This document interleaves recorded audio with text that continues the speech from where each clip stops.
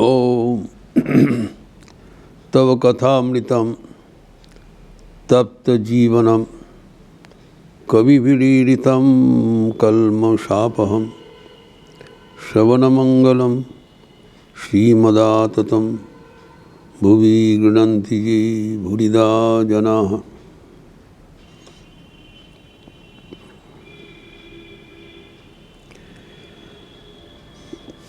भगवान की कृपा से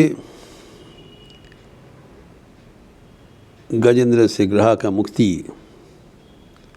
का पावन कथा हम लोग चर्चा किया था।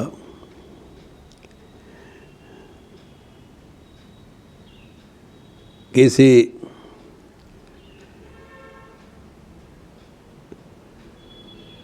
गजेंद्र को ग्रह ने पकड़ लिया था एवं जब वो अपने को रक्षा करने में असमर्थ रहा तब भगवान को स्तुति करते हुए भगवान को प्रसन्न किया। भगवान आए थे जो उनको तत्काल उद्धार कर दिया। अर्थात भगवान शरणागत के प्रति सदैव तत्पर है। वो जहाँ पर रहे, जिस अवस्था में रहे, जिस जोनी में रहे। लेकिन पुराण में जो गजेंद्र ग्रह का पूर्व जन्म कथा भी उल्लेखित है। जैसे कहा गया था श्रीमद् भागवतम में 8वें अध्याय स्कंद में 4th अध्याय में कहा गया है कि गजेंद्र और ग्रह पूर्व जन्म में कौन थे। कहा गया है कि द्रविड़ देश में पौंड्र वंश में एक राजा थे, इंद्रद्युम्न। बहुत ही प्रसिद्ध राजा थे, बहुत भगवत परायण एवं ईश्वर केंद्रिक राजा थे। वो भगवान के प्रति इतना निर्भरशील थे, उनका विचार था भगवान ही उसको राजपाट लिखेंगे, वो भगवान का आराधना करेंगे। इस बुद्धि से वो राजकर चलाते थे। एवं कुछ दिन बाद वो राजकार्य से पूरा मन को हटा लिया एवं वो वन में चले गए एवं बहुत भगवत चिंतन से तल्लीन हो गए। उनके केश में जटा पड़ गया, भगवान का ही आराधना करते रहे।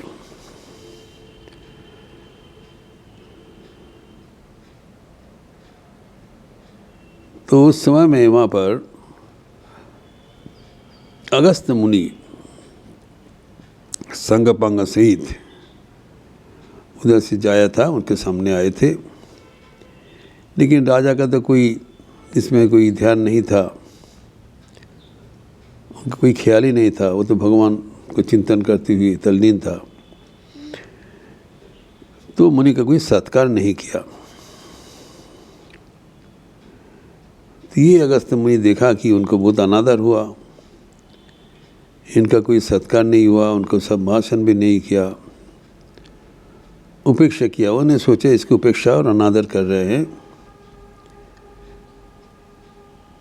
उसके अज्ञान का वजह से इसी मुनि ने समझा और उनको श्राप दे दिया कि तुम अगले जन्म में भी जाके हाथी का रूप में जन्म लो, जो कि अज्ञान का प्रतीक है। हाथी का विराट शरीर रहता है लेकिन ज्ञान नहीं रहता है, अज्ञान रहता है।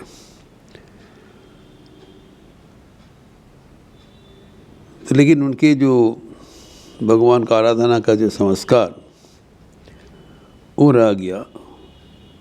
वो हाथी का रूप में रहते हुए भी वो भगवत भाव संपन्न थी, इसलिए तो गजेंद्र ने विष्णु का स्तुति कर सका उनके असहाय अवस्था में। लेकिन वो इंद्रद्युम्न राजा ही परवर्ती जन्म में गजेंद्र रूप से आविर्भूत हुए थे। जो अत्यंत बलशाली एक गज था, जिसके उपाख्यान हम लोग पहले ही चर्चा किया है। दूसरी ओर से जो ग्रहा का पूर्वजन्म, जो मगरमच्छ का पूर्वजन्म का कथा है कि हु नाम कर एक गंधर्व थे, श्रेष्ठ गंधर्व। वो बहुत ही प्रसिद्ध थे। एक बार देवल ऋषि सरोवर में खड़े होकर स्तव पाठ कर रहे, तो हु नाम का गंधर्व कौतुक करते हुए उस सरोवर में पुनीत हुआ एवं एक मगरमच्छ बनकर देवलिष्ट को पैर खींचने लगा। इससे क्रोधित होकर देवलिष्ट ने श्राप दिया, तुम अगले जन्म में मगरमच्छ बन के रहो, यही तुम्हारा उचित जगह है।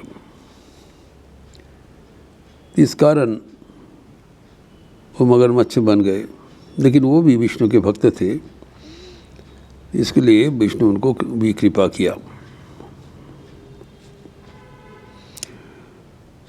तो जब ये दोनों के भीतर जिससे संग्राम हुआ एवं आखिर में भगवान आखिर आविर्भूत होकर दोनों को उद्धार किया,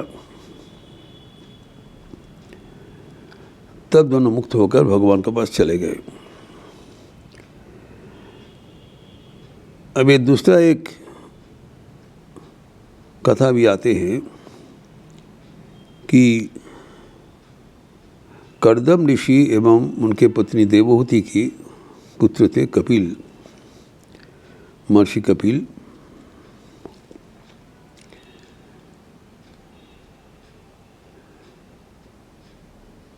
इसको भी भगवान का अवतार माना जाता है, लेकिन इसके पहले भी कर्दम ऋषि और देवहूति का 2 पुत्र थे, इनके बड़े भाई।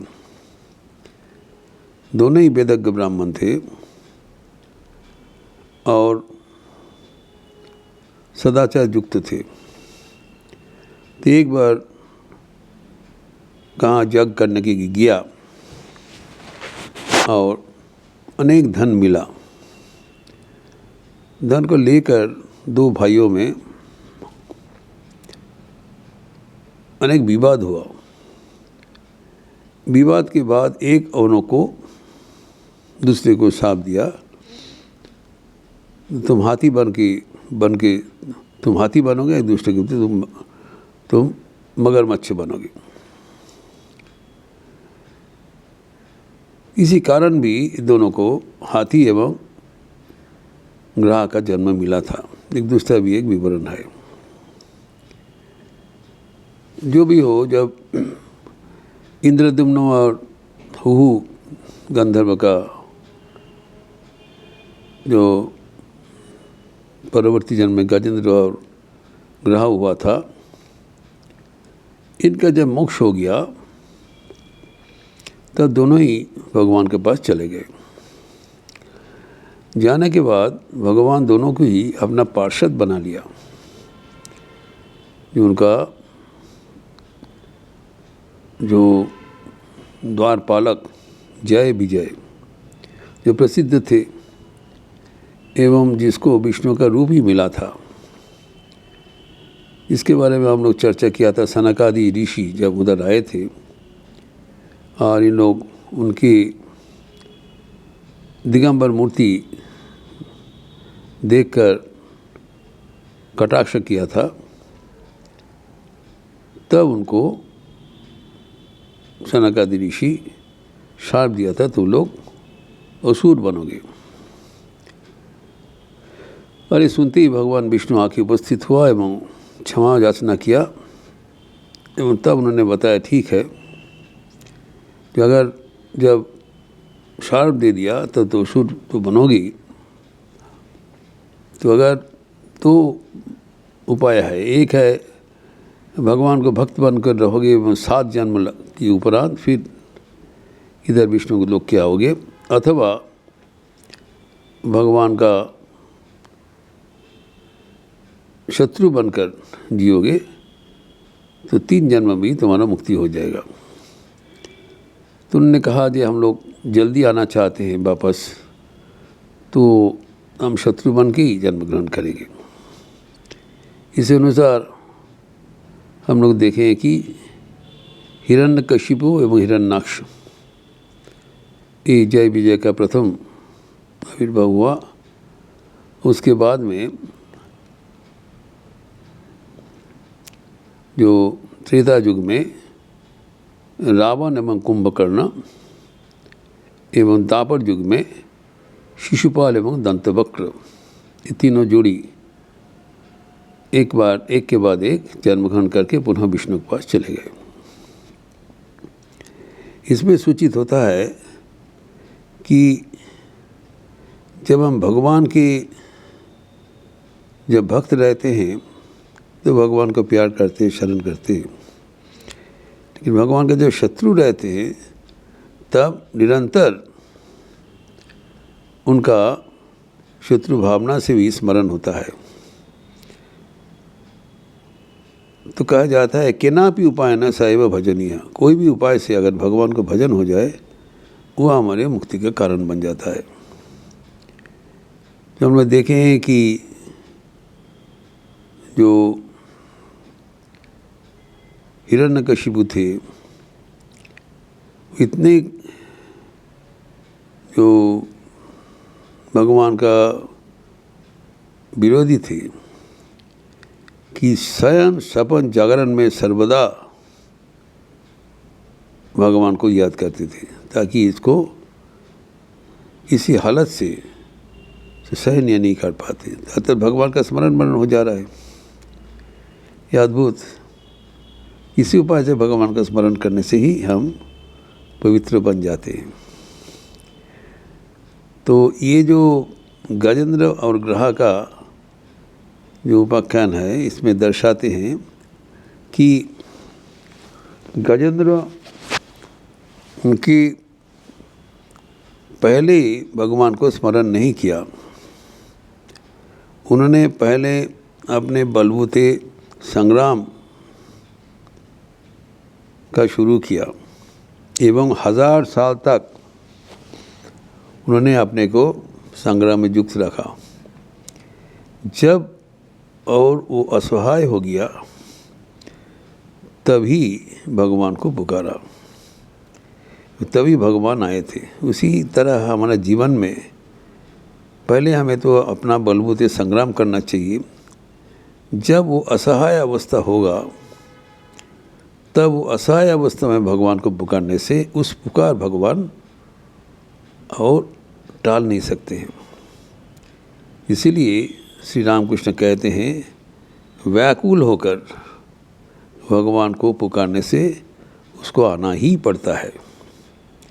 व्याकुलता एक असहाय अवस्था का सूचना है, जब हम अपने बलबूते भगवान को प्राप्त करने में असमर्थ हो जाते हैं, अपना शक्ति का सीमा तक पहुंचकर हम बेशक हो जाते हैं, तभी हम भगवान को पुकारने से भगवत प्राप्ति होगी।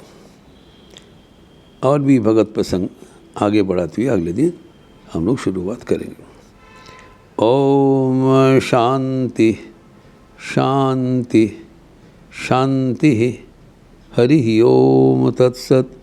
श्री राम कृष्णार्पणमस्तु। आज शनिवार का अवसर है।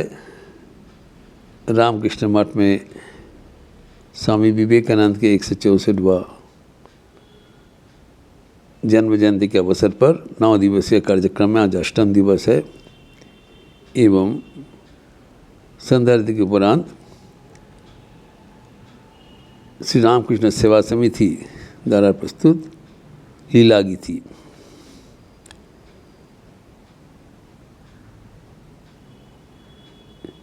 The architect of the national integration, Swami Vivekananda, जो देश मातृका की संप्रीति का स्वामी विवेकानंद के योगदान, ये इसके बारे में आज लीला गीति होगी। रामकृष्ण सेवा समिति के अत्यंत पावन प्रसंग लोग किए हैं और इसका यूट्यूब चैनल में भी प्रस्तुत होगा लाइव स्ट्रीमिंग में। आप सबकी स्वागत है। अच्छा रहिए, स्वस्थ रहिए, आनंद में रहिए। नमस्कार।